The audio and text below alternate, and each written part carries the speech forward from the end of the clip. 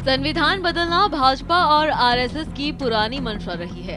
ये बयान है भीम आर्मी प्रमुख चंद्रशेखर आजाद का। ये बयान उन्होंने बीजेपी सांसद अनंत हेगड़े के बयान पर पलटवार करते हुए दिया है। पूरा मामला आपको विस्तार से बताते हैं।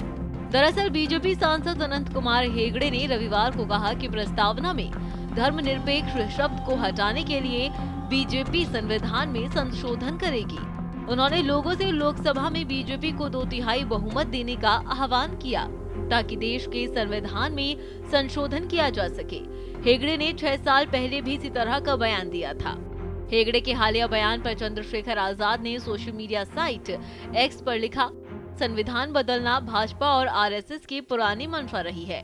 बीजेपी सांसद अनंत कुमार हेगड़े का बयान 400 सीटें संविधान बदलने के लिए उसी मंशा को और भी अधिक पुख्ता करता है। आजाद ने लिखा, जिन लोगों ने परम पूज्य बाबा साहेब डॉक्टर भीमराव अंबेडकर जी की जीते जी शव यात्रा निकाली हो, वो लोग उनके बनाए संविधान को कैसे स्वीकार कर सकती हैं? भाजपा समानता और लोकतंत्र विरोधी है। उन्होंने लिखा, मोदी जी याद रखिए, हिटलर भी लोकतंत्र की दुहाई देकर सत्ता में आया था और उसी ने अपने 10 साल के शासन में लोकतंत्र को खत्म करने का काम किया। आप भी संविधान के द्वारा सत्ता में आए हैं और संविधान को खत्म करने की बात आपके तानाशाही भरे 10 साल के शासन को खत्म करेगी। आजाद ने लिखा, जब तक हमारे शरीर में लहू का आखिरी कतरा है तब तक हम संविधान की रक्षा के लिए संघर्ष करते रहेंगे। हेगड़े ने क्या कहा आपको बताते हैं।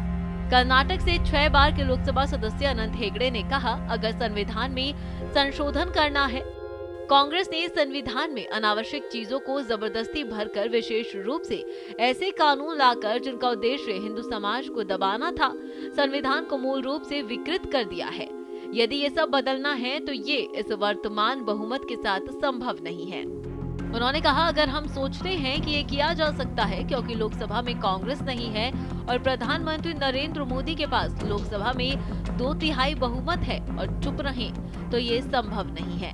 उन्होंने कहा कि संविधान में बदलाव के लिए लोकसभा राज्यसभा में 2/3 बहुमत के साथ साथ 2/3 राज्यों में भी जीत हासिल करना जरूरी है। अनंत हेगड़े ने कहा, मोदी ने कहा है कि अब की बार 400 पार क्यों? लोकसभा में हमारे पास 2/3 बहुमत है, लेकिन राज्यसभा में हमारे पास 2/3 बहुमत नहीं है।